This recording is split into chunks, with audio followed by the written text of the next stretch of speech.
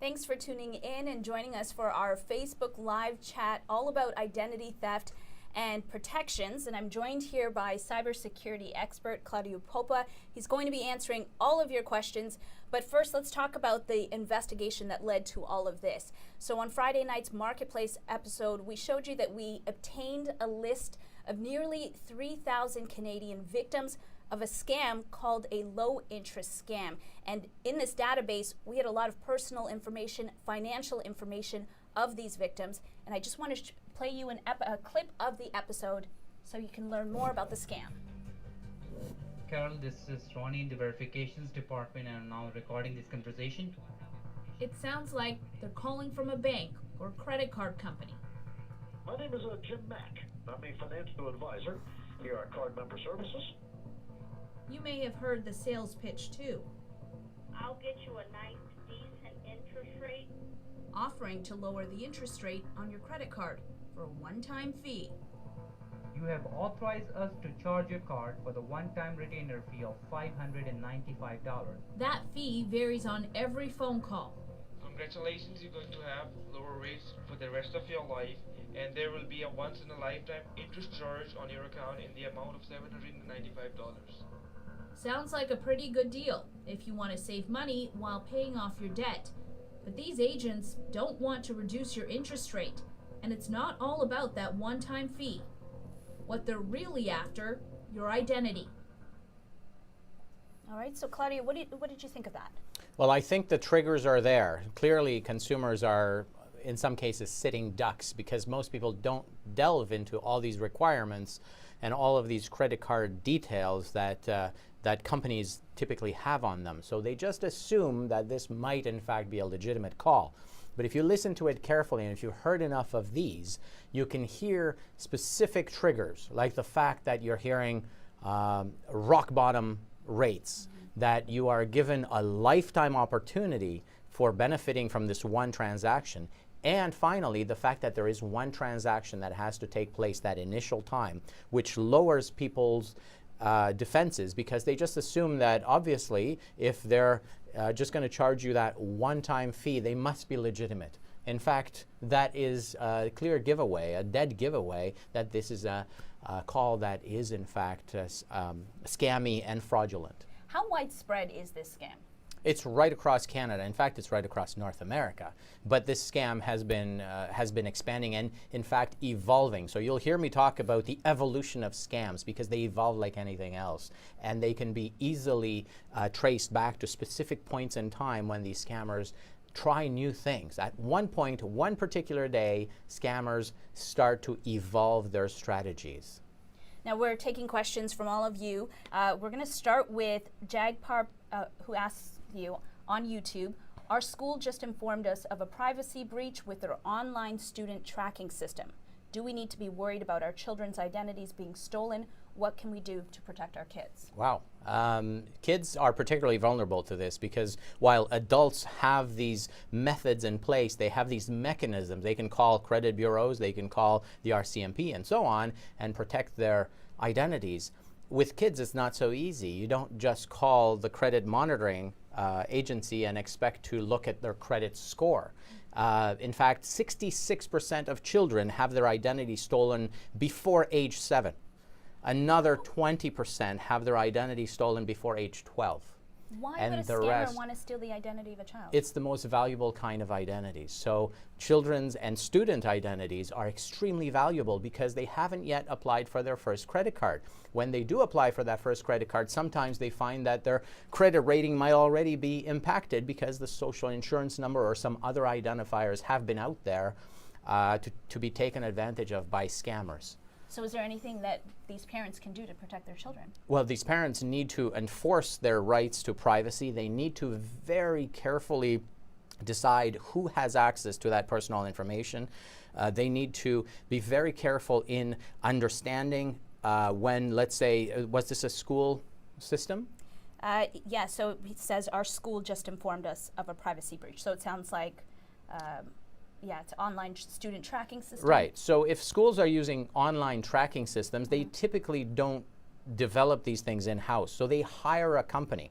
In order to hire a company to track your students, that company will have your student data, the personal information of these individual students. So if you're sharing that information with third parties, then you need to have a very strong understanding of where that information is going, how many people have access to it, how many third parties are gaining access to it, how soon will they delete it, how you can recover that information if in fact it's been shared with those parties without the informed consent of parents. That should never happen, obviously. Parents should be the first ones to say, yeah, we're okay with our students being tracked.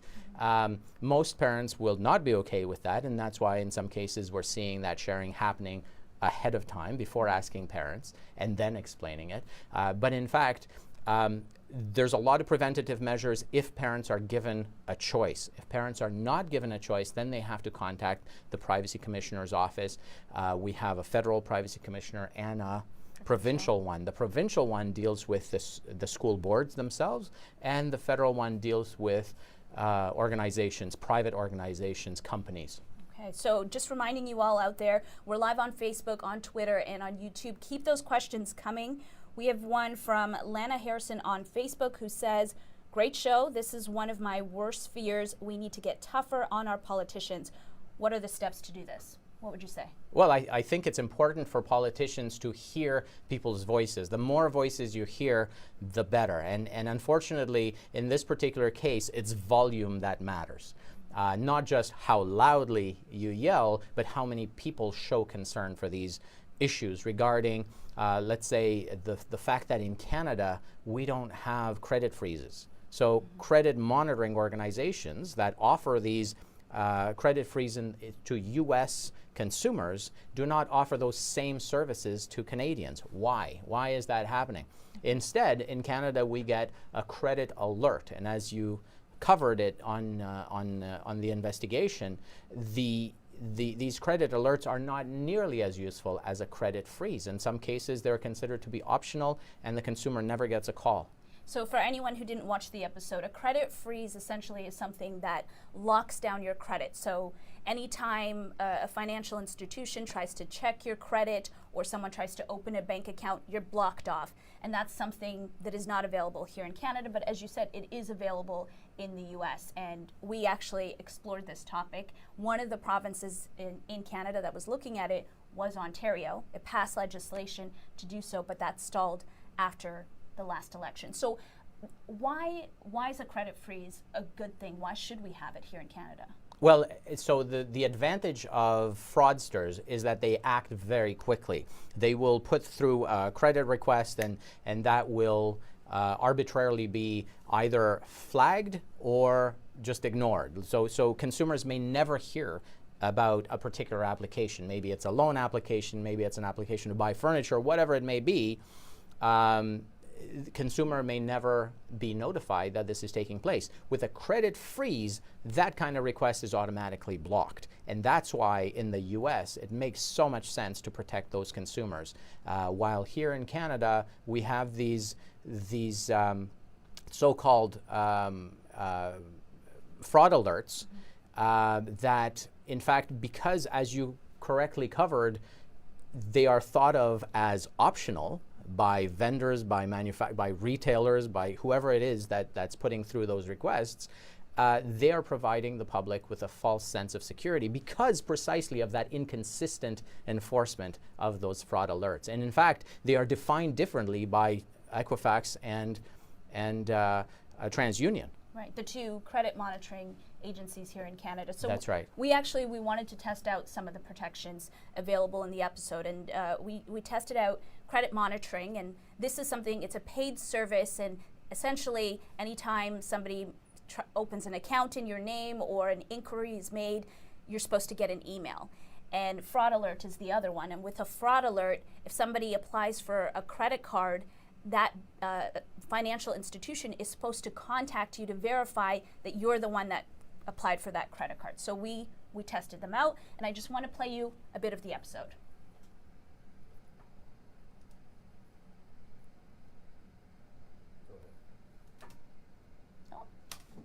marketplace producers put fraud alerts onto their credit files with TransUnion and Equifax.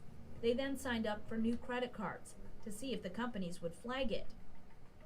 For service in English, press 1. 5 credit cards should mean 5 fraud alert calls, but we only get 3. Okay, so there is something on your credit bureau report. That's why we called you. That means fraudsters could have scammed us 2 out of 5 times. So how about credit monitoring? This time, we sign up for 6 credit cards. We add credit monitoring from Equifax and TransUnion. If it works, we're expecting to get 2 alerts for every application. So 12 alerts, right? Wrong. For 6 credit card applications, we get 6 alerts, but they come from one credit bureau, never both. Confused? We are too. What did you think about that? I was not aware of the fact that those alerts could, in fact, make a case for not coming from both. Anyone who signs up for both credit bureaus should expect a notification from both, not just arbitrarily from one or the other. Do you think a lot of people know that in fact these financial institutions may be checking with one company, not both companies? I think most people don't have any clue that this is happening. I think the public needs to know. At least there should be a government website that says, you know what, these things will only come from one or perhaps the other. And in fact, it should be plainly stated that if you just sign up with a fraud alert from one organization, you're likely to have a false sense of security. You're likely to miss events. In fact, you're likely to miss events even if you sign up for both. But it greatly increases your risk if you're only signed up to one. Okay, we'll take another question. I have Harold Chrisafi on YouTube asking, once our IDs have been compromised, what should be the steps we should take to protect our financial identities? Are these some of the steps that they can take? Credit monitoring and fraud alerts, should they take those steps? That's right. So these are always the standard steps to take. You will always be told to take these very basic steps. These are, and I'll say it, they're better than nothing, right? You need to do it, you need to sign up with both. Now, the word compromised can be understood in different ways. If you find out from an organization that tells you that your credit card details have been stolen, that's one thing.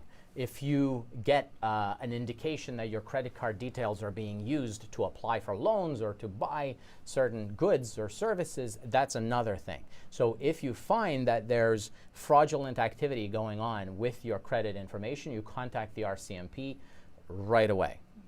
They're going to also take a report through the Canadian Anti-Fraud Centre. That's important because we need to make sure that we have statistics and we need to be able to have the contact information of victims.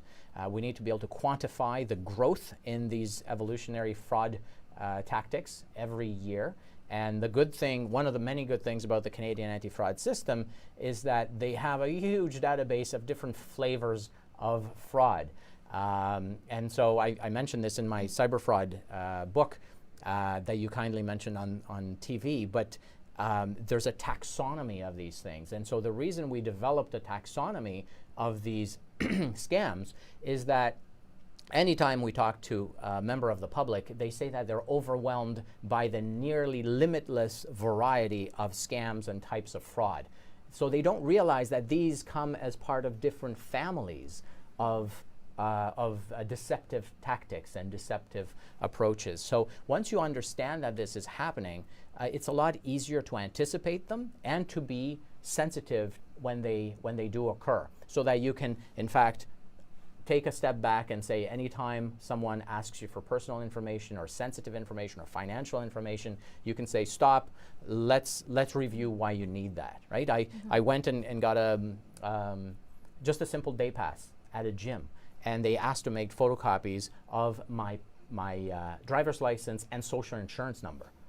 And I said, whoa. And they, of course, said, well, we do that with everybody. Oh, great. I guess people don't question it. Fantastic, exactly. So they don't question it. The copies are made, and they're in a computer file because they're scanned directly. And, of course, when data breaches occur, data breaches don't occur like they did in the 90s, where you had those hackers that put up their hand and they say, look how awesome I am, and I hacked the system. Nowadays, the advantage is in staying covert, in operating covertly, so you can keep on siphoning all that personal information as new visitors come through, and keep it going as long as you can. So And the goal there you're is not just going to to know. build up more and more of a profile. Exactly. So to collect more and more identity elements, and to collect as many identities as you can, because once you have a number of identities, what can you do? You can mix and match them to have individuals that really don't exist but appear to do so. And those are called synthetic identities, and you can create credit card applications in those names and so on. But that's a different... It just keeps going on from there. It keeps going on, right? So you only need a relatively large number of identities to create an almost limitless number of synthetic IDs. Sounds frightening. They just, we met a few people who have gone through this a few times, where they've been scammed over and over and over again. And our database shows just how much information you really can gather on somebody. So That's I'm just going to, fascinating. right? Yeah. I'm going to take another question here. We have Fred Lee, who's, whoops, I knew that was going to happen. All right, Fred Lee on YouTube says, as a former banker, I recommend people order yourself a credit report every 3 to 6 months. Would you recommend that? Well, absolutely. So that those credit reports are free. So once per year, each of the 2 credit reporting agencies will send you a free credit report. If you want to make this process more effective, you ladder them. You separate them by 6 months, so that you will get one report from one, say on January 1st, and another on June 30th. And that way, you'll have more visibility more often throughout the year, rather than getting both once a year and then not hearing anything for 12 months. What about behaviors? Do you think people should be changing their behaviors? Because we have Joe Gunny asking on Facebook, should we stop shopping and banking online? No. Obviously, the things that we are now accepting, the risks that the consumers are now accepting, are completely different from what they used to be, from what they used to do back in the late 90s or even early 2000s. I remember when it had been 5 years that the United States consumers were ordering books on Amazon, but in Canada people were staying off of the e-tail world. But there's a lot of controls in place. And one of the best controls that we find, which has good and bad repercussions, is the fact that credit card companies absorb the costs associated with fraudulent or many fraudulent purchases. Unfortunately, as they do so, these things don't necessarily get reported to law enforcement, and they don't contribute to government statistics. So it's very difficult to get the full picture when banks and credit card companies just say, you know what, leave it with us, we'll take care of it. It's great for many consumers, and it certainly reduces a lot of stress. But what's important is for us to have access to the data and the statistics, so we know which kinds of fraud are evolving and which ones are dying out, so that we can in fact have a hope of anticipating where this is going and stay ahead of it. It seems like there is an underreporting problem, because with this particular scam, the Anti-Fraud Center only gets about 300 complaints a year, but our investigation, there was nearly 3,000 Canadians just from one call center that were victims of this. So that's right. Why do you think there is an underreporting problem? Well, a lot of the Canadian public and consumers in general really have very low levels of trust and are not convinced that anything can be done. So in many cases, what they do is they report to the credit company, and the credit company says, we'll take care of it, don't worry about it. So they don't take that extra step to wait on hold with the Canadian Anti-Fraud Center so that they can go through a questionnaire for which there might not be a resolution. So a lot of this reporting does occur to banks and credit card companies, and in some cases, and I've heard statistics as high as 2,000 identity theft reports per month going to credit monitoring organizations like Equifax and TransUnion. So those statistics date back to 2009. So obviously there's a lot of gaps in public data. And that's one of the reasons we research this at the University of Ontario, at Seneca College. I research it with my students there. And so it's a fascinating topic. And it has many, many facets, including psychological ones and technological ones as well. Okay, so we've got a question from Todd Thomas on Facebook asking, how do we find out the email and name of the politician that should be contacted? So I guess he's talking about Minister Bill Walker that we talked to here in Ontario with regards to the credit freeze. So that's the minister that we talked to. It's also in the episode, so I'm sure you can contact his office if you have more questions about that. We also have Bobby Bowline on Facebook. We've had a major health data breach in the north that put residents at increased risk of identity theft. Can someone whose identity has been stolen because of this breach sue the health system? Is that a possibility? I don't know. So I'm not a lawyer. I suspect that you can sue anyone you want. There's any number of public bodies that have been sued by consumers. Especially when you can demonstrate negligence. It's very difficult to get the data, in many cases, unless you yourself have discovered it or you've got some evidence that the data was compromised due to negligence as opposed to an organization having done what they could, but then the data got compromised anyway. So those are two different scenarios. If you can demonstrate negligence, then there may be lawyers that would be able to take on that case. But the key, the pivotal point there is your key understanding of what damage can be carried out using that stolen information, and if in fact that stolen information has gotten out. If you can demonstrate that that stolen information is now available for sale on the dark web, for example, that's a big deal. If you can show that using that stolen information, people can impersonate you and get services from emergency rooms, for example, that's a big deal, right? Because it impacts victims and it impacts taxpayers in general. So health information data is hugely sensitive. Health information data and children's data, student data, are some of the most significant and most sensitive data, identity data that are available and that fraudsters go after on a daily basis. So that's why there is this organized criminal effort to try to get out there and use a concerted effort to target the largest organizations that aggregate information. So one of the best things that you can do in trying to anticipate data breaches is identify whether an organization is aggregating identity elements. So if you've got health organizations or school boards or I don't know, political parties that are building databases, those databases are going to have a big target on them, and obviously cyber fraudsters will be able to make a business case for investing more of their time and effort to breach them, because practically anything can be breached given enough effort. It seems like there are data breaches happening all the time. Have you yourself been a victim of a data breach? Yes, yeah, absolutely. So, and I think we all have, by the way. One of the fascinating things, and I think we live at a great time here in Canada, is the fact that as of November 1st last year, organizations, private organizations, have been forced to report data breaches. Now, along with the requirement to report data breaches under PIPEDA, under the privacy law that applies across Canada, along with that comes the very strict requirement for companies to be able to detect data breaches. So now, since November 1st, Canadian companies have had to find technologies, invest in technologies to detect, monitor and detect unauthorized access to data, data theft, hacking, and so on. So theoretically, all Canadian companies should be investing more in detective controls so that they can have a hope of notifying victims.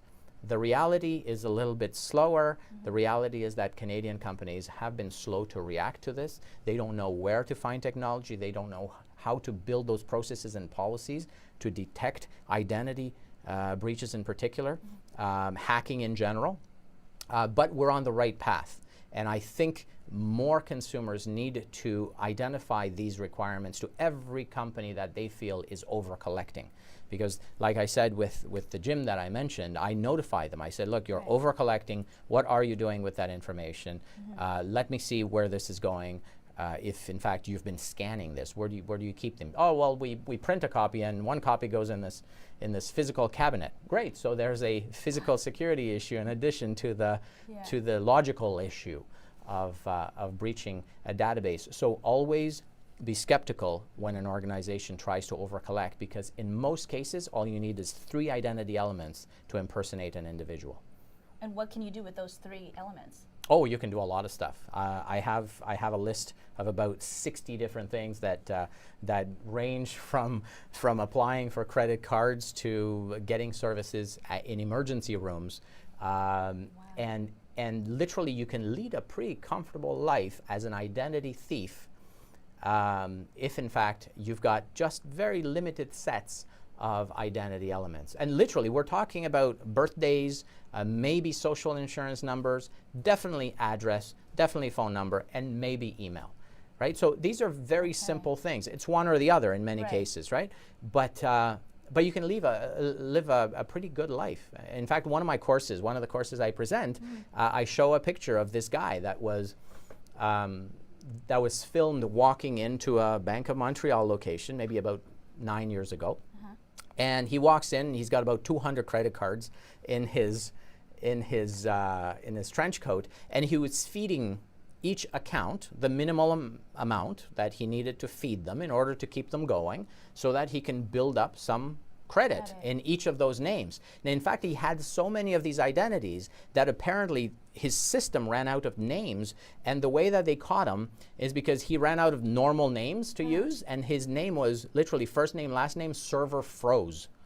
And so if server froze got caught, they caught this guy. He said he didn't speak English. They explained to him that it doesn't matter if he speaks English. He's still responsible for all the fraud that he's carrying out. But these are brazen things. Like for someone to physically walk into a bank that he knows is being surveilled on camera is significant. And of course, the process is very simple. You keep feeding these bank accounts. Eventually, you've got $1 million worth of credit.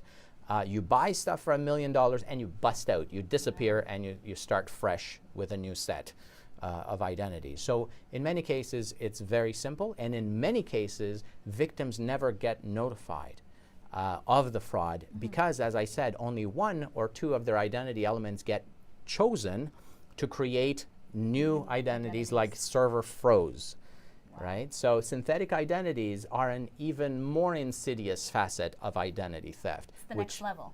It is the next level, and it's very hard to find numbers on it. And I know that TransUnion is working on these things, but I'm sure the banks and Equifax are as well. Okay, let's keep going with these questions here. I'm going to go to Karen Lavallee on Facebook, who asks, which 2 companies can we get these free credit reports from? So free credit reports are available from Equifax and from TransUnion. Their websites have clear information about how to go about it. I recommend calling their 1-800 number. Okay. You can actually get that 1-800 number from Google in case you don't know whether, in fact, you've come to the right website. Maybe you've come to one that might be fraudulent, but Google will give you the right 1-800 number. Okay. We're going to keep going here. We have Mary Katherine Baker commenting on Facebook. I had a call like that yesterday and hung up on them like I do with every telemarketer that calls me. Is this a recommendation? Hanging up on them is probably a good way to go about it. Hanging up on them is the best recommendation. You don't want to engage them. A lot of people have a bit of a mentality that as long as they keep them on the phone, they are saving other people from getting victimized. It's true that obviously they can only talk to one person at one time, but unless you have some sort of a technical system that you can do this with, it doesn't make sense for you to waste your time. These guys do it 24 hours a day. You're going to have no impact on them. the best thing you can do is you can save your time and energy, and use that time and energy to report them. Use that little brief interaction that you have with them to record the actual words that they use, because using those words, the Canadian Anti-Fraud Centre or the RCMP can identify exactly which type of fraud, and in some cases which fraudster it was that called, right? Like this guy who called himself Jim Mack, right? Like you can catch them based on specific turns of the phrase, or not you, but law enforcement can theoretically track them down based on that. That's not to say that you should keep them on the phone forever, but yes, hanging up is probably your best bet if you're sure that in fact they're scammers. Okay. Kathy is asking on Facebook, how secure is the process of requesting a credit report from these companies? It seems that in itself it could put a person at risk. What information do they hold about a person's personal financial information, and where do they get it from? What do you say to that? That's an excellent question.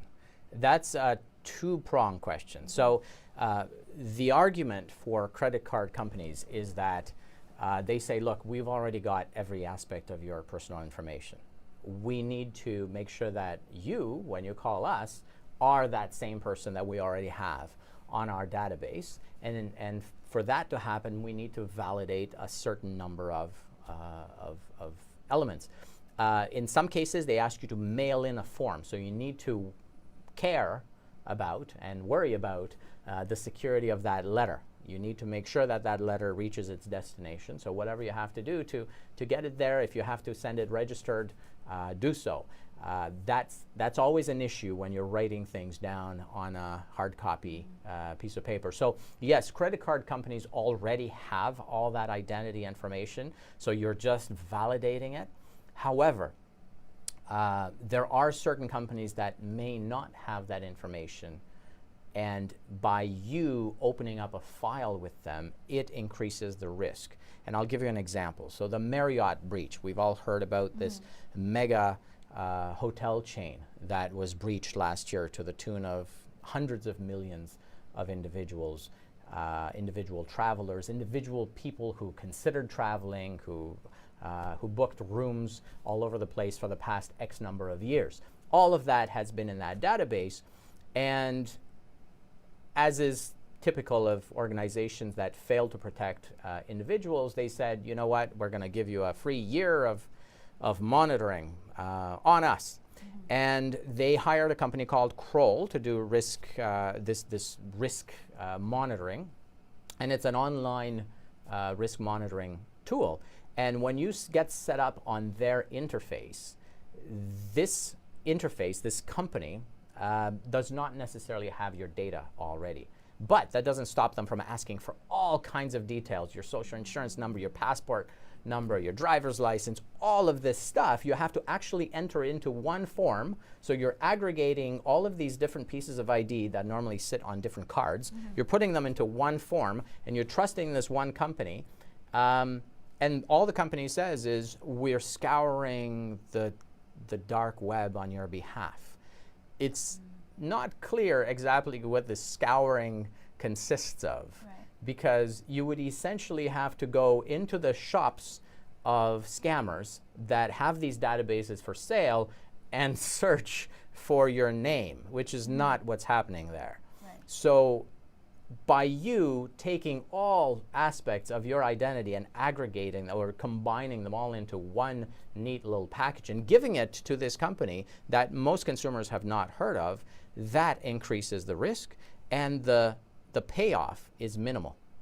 So I have very little confidence that anything will come back and that says, hey, you know what, Claudiu, your information. So my information was included in that compromised set, the Marriott breach, as I'm sure many viewers recall.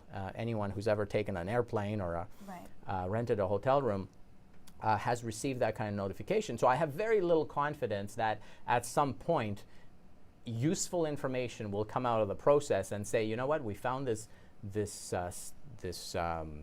retailer on the dark web that is selling your personal information. It's usually something generic, like your phone number came up on our searches, be aware of the fact that your cell number may be compromised. One of the sites that I do recommend, so generally speaking, you want to equalize the risk between sharing your personal information and expecting some kind of value from this monitoring that is being promised. So we actually did speak with a company that trolls the dark web for information. Oh, excellent. And one of the victims in the episode, they believe they found her credit card on one of these dark websites. That's and right. that it was up for sale at some point and is no longer there. Is there anything that can be taken away from that information? Absolutely. So generally speaking, and so we had our students do this at Seneca College. They actually went online and they found credit numbers for individuals. So what happens there is that there's a tiny sample that is shared publicly in order for these guys to get the trust of would-be buyers. Right. And so this is probably what happened there. The information of this particular consumer was shared for the purpose of providing an example or whatnot. Generally speaking, they will also share information that has very little value, where they know that the credit card has been canceled and renewed or whatnot. But her name and address may still be available for sale. The one thing that the service that I recommend is Have I Been Pwned? HaveIBeenPwned.com is a great service because you put in your email address, you know your email address is secure, and it simply tells you when your email address was included in a data breach that has been recorded, that has been reported. There's no risk to you for doing that. So that's all benefit.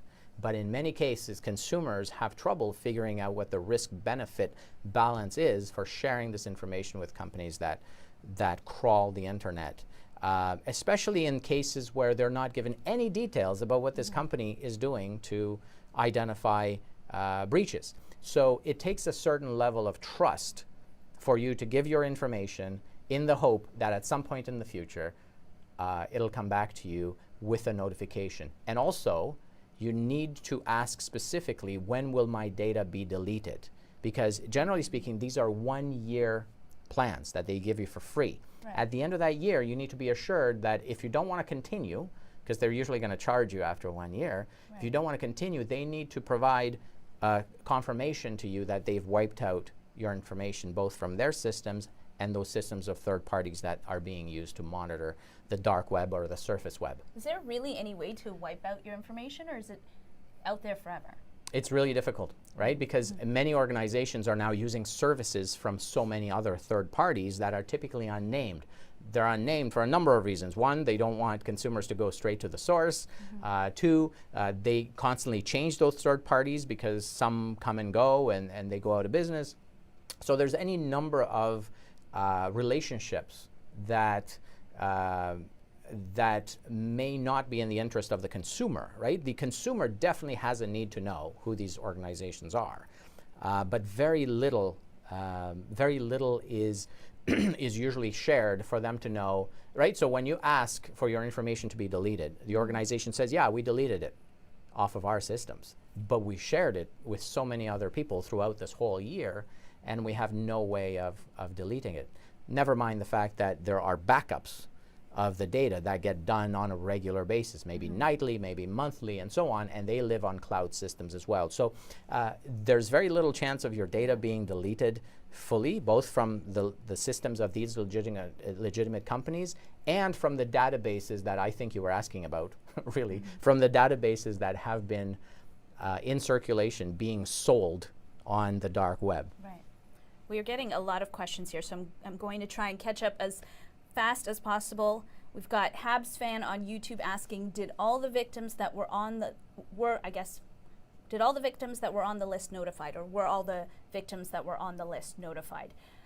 So we've had reporters in some of the local markets contacting as many as possible. We've contacted several of the victims, but we have not been able to go through the whole list. And the next question is Honey Lynn Mandeville on Facebook. I had a friend who used Credit Karma once and ended up having her information stolen. How safe are these credit checking companies? How safe are they? Well, again, they're as safe as Equifax was. So Equifax being the biggest one in the world, they compromised every adult in the U.S. And ostensibly, they were the biggest and the safest. So, I don't want to associate size as an indicator of safety. However, Equifax has had a good number of breaches before that. There's been a good number of well-documented breaches, and every time that happened, they said, we've got specialists, we have forensic experts, we have all of these security companies working to make sure that this doesn't happen again. And then it happened again. If that can happen to them, it can happen to any one of these organizations. So how do you really protect yourself if it could happen to anybody? You have to be really careful with sharing that information in the first place. Anytime you hear about your identity elements being shared, you need to ask how, who it's going to, and how soon it will be deleted. Because the sooner it's deleted, the sooner you can go back to having a smaller bubble, a smaller exposure footprint, and you can feel like you have a lot fewer elements that you have to deal with. Okay, so we've got TTP on Twitter asking what kind of consumer protections are available in Canada. Why does it seem that there are so few protections? So we talked a little bit about credit monitoring and fraud alerts earlier. Any other protections available? Well, yes. So banks themselves need to be notified right away. Banks have systems in place to put a stop to sketchy and suspicious activities going on through your bank account. So if in fact there's any issue with, let's say you receive a letter from a company that says that your information was compromised, you call your bank and you tell them, look, I was involved in a data breach and I need to, first of all, make sure that the additional monitoring and surveillance are in place for fraud prevention at your bank. And if it hasn't been going on, then we need to ensure that this is happening. So this is one of the best practices that are recommended for one good reason. And the reason is banks are fine to absorb the costs of fraudulent activity. But if in many cases they say you're responsible for bringing it to their attention within a certain amount of time. So unless you're really scrutinizing your credit card bills, which you should be, and that's a good practice to do, but sometimes you miss things, right? Unless you're doing that, you're fully responsible for reporting them. So it makes a lot of sense to notify them and say, be a little bit more vigilant with my bank account, please. And that way you're at least sharing that risk. What are the time limits? Is there? I think it's either 1 month or 60 days. So either 1 month or 2 months. So you don't have that much time. Right. But I suspect that banks will make exceptions anytime you call and you say, look, there's this fraudulent charge here that occurred 3 months ago. Obviously, you need to be realistic and reasonable with these things, but being the only one having to monitor is not necessarily fair to consumers, especially when we have so few protections available in Canada, with U.S. citizens having that much of a voice. They have managed to get credit freezes to be a standard security service to be offered to them, and all you need to do is turn it on. But here, we don't have that much of a voice, right? As you said, a bill has, died on the bench, or is it suspended? The legislation passed, but since the new government has been in power, it's been stalled. So that's right. The minister does say, his office is looking into it, so we will follow up on that. And these things take so much time, and that time is all time when Canadians continue to be exposed and people are still getting dinner time phone calls and threats and various other things. Okay, why don't we take another question here from Alan Maslin on Twitter. How do we learn if we are on the list? How did Marketplace get access to the identity details on this list? So we got this information through a source. It was information that was leaked to us, and we're still working on this story. We're still following up and trying to see how we're going to go forward, because as you all know, there are nearly 3,000 victims on this list. So that's a conversation that is continuing to go on at this time. We've got Susie Gale on Facebook. Can you please repeat the website you mentioned where you can check your email? You were Sure, talking about it's that. HIBP. If you can remember HIBP, have I been pwned? And pwned is a funny word. It's PWNED. It's a bit of a nerdy term, but all will be explained once you get to the website. Anyway, it's a great website. It's legitimate. It's made by a great security researcher, very well respected in the industry, and he keeps adding features to it. So there's no reason not to sign up for it. Plus, you can literally get notifications. So you don't have to just go there and type in your email address. If you get set up with this account, it will send you notifications when your name or when your email address comes up as part of a data breach. My favorite aspect of this system is the fact that they actually tell you which identity elements have been compromised as part of these breaches, as opposed to just saying, hey, you know what, your email address was included in this. Right. What this does is it says your email address, your physical address, your password, and so on. So they're very specific as to which identity elements you need to now be concerned about. Right. And if it includes your password, then of course you need to change that password. But fundamentally, and I can't repeat this enough, I repeat it, I tell this to people on the street. I stop people on the street and I say, I make sure that your password is unique. You need to have one unique password per site, per account. Those are a lot of passwords. Right? That's literally a lot of passwords. So for each email address, I think the statistic is that any time an email address is compromised, that's 130 sites that an email address is used on. The sad part is that many people use the same password on so many accounts. And the reason they do that is because they don't have a password database or a system for managing that many passwords. But it's important to ensure that your passwords are unique, because if they're not unique, everyone gets hurt as a result of the fact that your password goes into a database of popular passwords that every hacker in the world has access to, and then they use those popular passwords to try to break into the websites that they're trying to crack. So having access to everyone's password that has been shared is not good. This happened with LinkedIn. I'm mentioning this because LinkedIn has a massive breach, and the password database from LinkedIn advanced the world of cybercrime so much simply because they contributed to what's called a rainbow table. A rainbow table is all the possible passwords that can exist. If you are given a list of all the popular passwords, you use that list, and you're more likely to be able to break into people's accounts that way, simply because they're so popular. So make sure you use a unique password for every site and every account that you use. Make sure everything is secure as possible.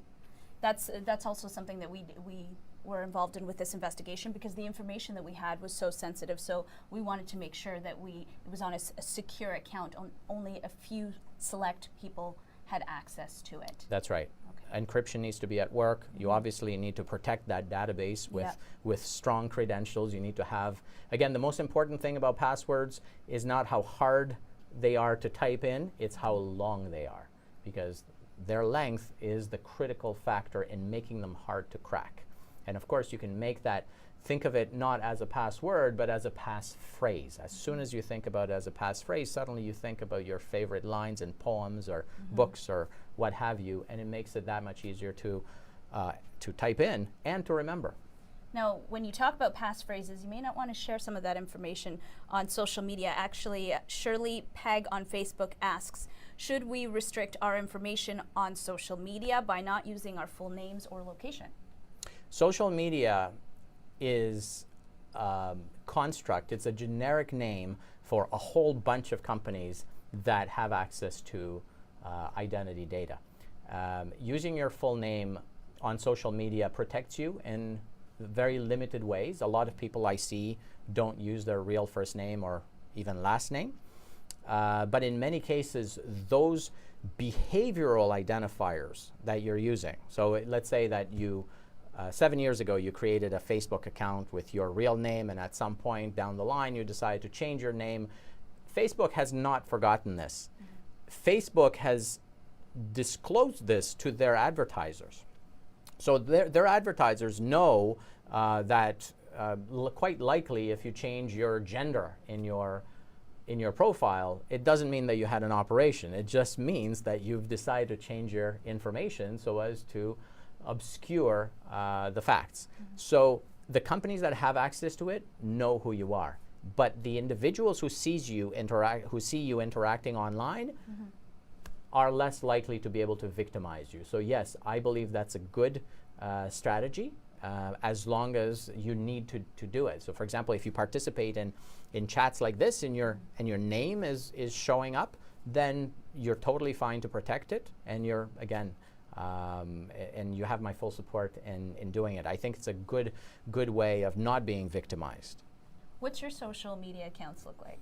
Oh, I thought you were going to say, what's your social insurance number? No. You could give that to me. Yeah, if you want. absolutely. Everybody out there wants to know. Well, we won't share it. Right? No, we won't. If I say it directly into the microphone. Sorry, your question was, what's your social? Yeah, what is your social media accounts? What do they look like? Do you share a lot?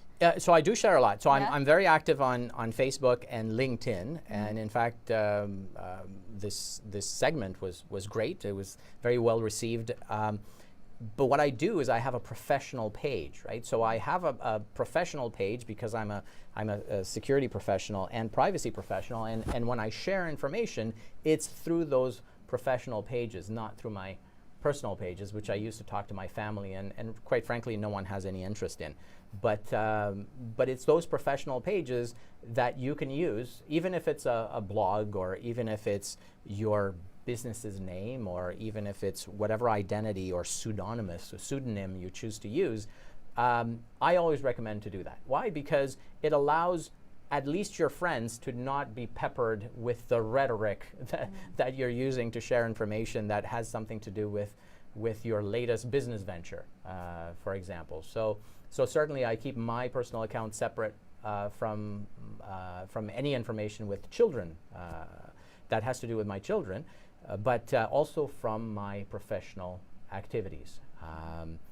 But it's also important to have those social media accounts for business use, Right. simply because people can go there and find out how they can reach you, how they can get more information. So for example, if anyone has any questions, they can contact me on LinkedIn or on Facebook or on Twitter, Right. for that matter.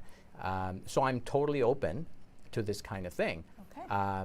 But I'm not open to sharing personal accounts. And I think people should be making a difference, making a distinction between their personal and their professional lives. It just makes sense.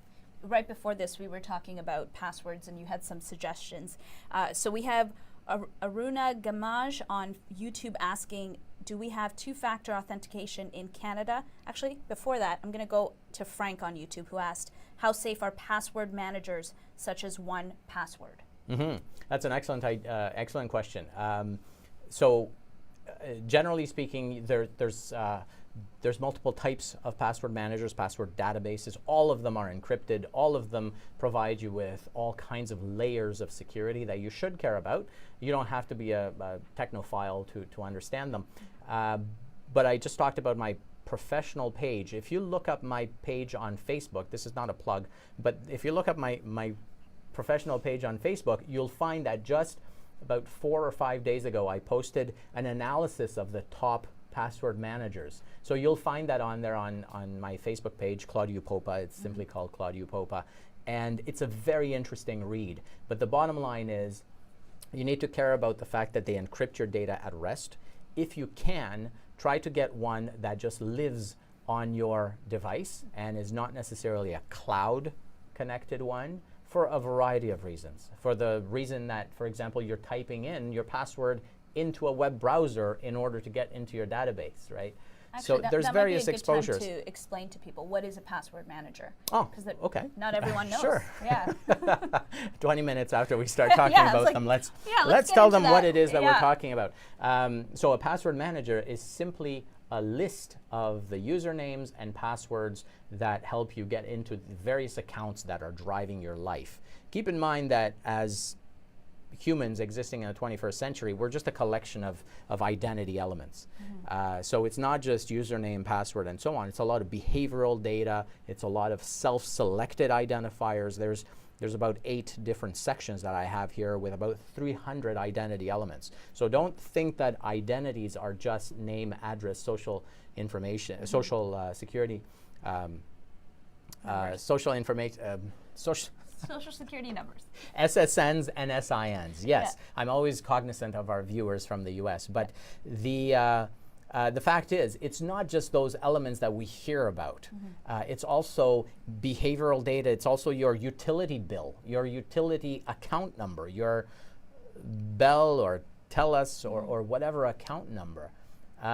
All of those things form your identity, and if you lose control of those, someone else can take advantage of those. In many cases, you're given these identifiers, and you have to do something with them. Password databases are great not just because they store your passwords, but because they store your account names and numbers. And because they aggregate these, they represent a big risk. Obviously, if they aggregate them in the cloud, they are theoretically accessible by you any time of the day or night from any computer around the planet. So in order to decrease that risk a little bit, you make them only accessible by you anytime you are on your phone. So that's why I say that the non-cloud connected ones are better. The non-cloud connected ones are better, right? Because you're running them on your computer or on your phone if it's secure enough. But if they're in the cloud, they could be theoretically accessed. Right. All this to say that you need to pay particular attention to how you store that data, how you secure it, how you back it up, right? You want to make sure that you can take a copy of that database and store it somewhere super safe, like in a bank vault, for example, Really? just in case you have a fire in the house or something like that, or your phone gets stolen. I have a password database on my phone. And if it gets stolen, that password database is encrypted to the hilt, obviously, but it's still on the phone. So I have various layers of protection to that I do care about. But the bottom line is, these password managers should be regarded as a bit of a risk.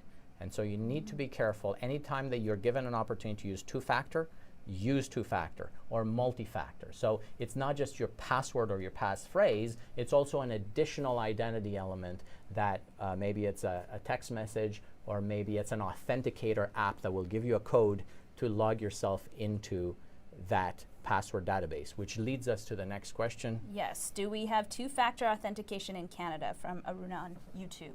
So I'm not sure exactly on what part of the information he's referring to, but you do with your emails. Do you That's have right. two-factor authentication when it comes to accessing your credit? There's a website that you can check. The website is called Two-Factor Auth.